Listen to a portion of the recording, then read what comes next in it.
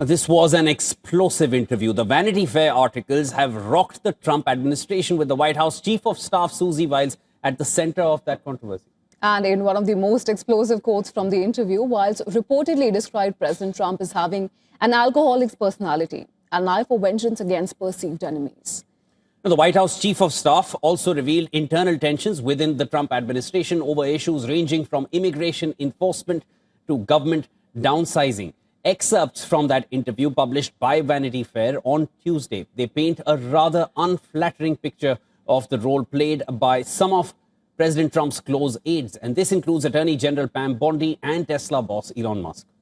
Well, in a series of controversial remarks, Wiles said that Vice President J.D. Vance has been a conspiracy theorist for a decade. She also took aim at the way Elon Musk dismantled the U.S. Agency for International Development and also criticized Attorney General Pam Bondi's handling of the Jeffrey Epstein case.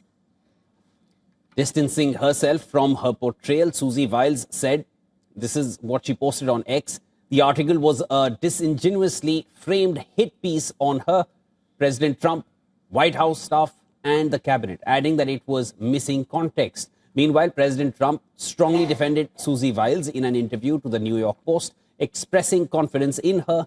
Trump also suggested he saw some truth in her comments about himself. The U.S. president said that even though he does not drink, he does have a possessive and addictive type personality. The White House press secretary also defended Susie Wiles, saying the most egregious part of the article was the clear bias of omission. As for the Vanity Fair article, Michael, I'll take your question directly. This is, unfortunately, another example of disingenuous reporting, where you have a reporter who took the chief of staff's words wildly out of context, did not include the context those conversations were had within.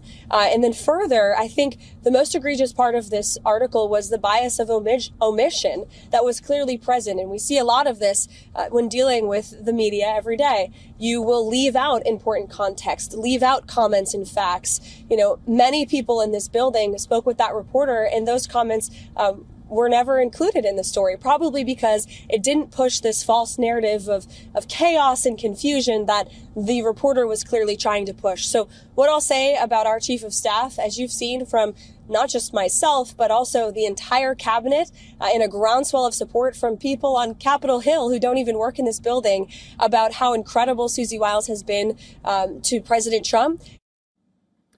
And Vice President J.D. Vance said that he has never seen Wiles be disloyal to the President of the United States.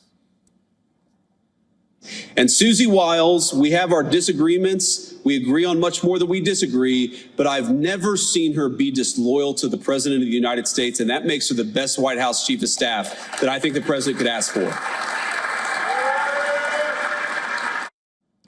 Vance even responded directly to Wiles' conspiracy theorist remark, noting that he and Wiles had often joked about him being a conspiracy theorist.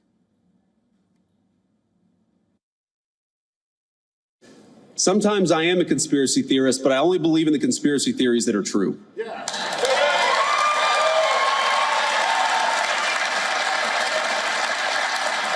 And by the way, Susie and I have joked in private and in public about that for a long time. For example, I believed in the crazy conspiracy theory back in 2020 that it was stupid to mask 3-year-olds at the height of the COVID pandemic, that we should actually let them develop some language skills.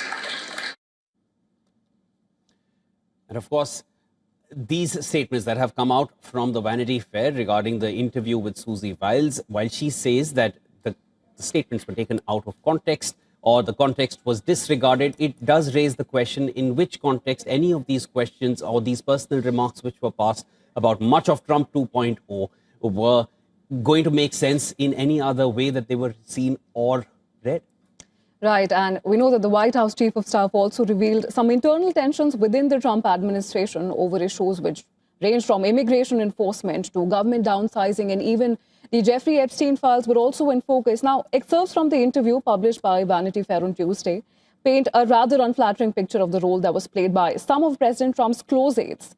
And this does include Attorney General Pam Bondi and also Tesla boss Elon Musk. Well, just to give our viewers an understanding of where things stand right now, White House Chief of Staff Susie Wiles, she was one of the first names to be given by Trump for Trump 2.0 when he came to power.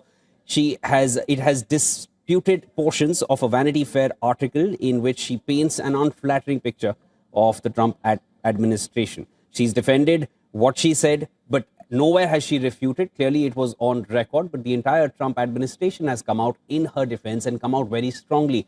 Is Trump 2.0 defending Susie Wiles, or at this point, are they trying to ensure that a cohesive image goes out about the administration? Well, those are questions that are being raised.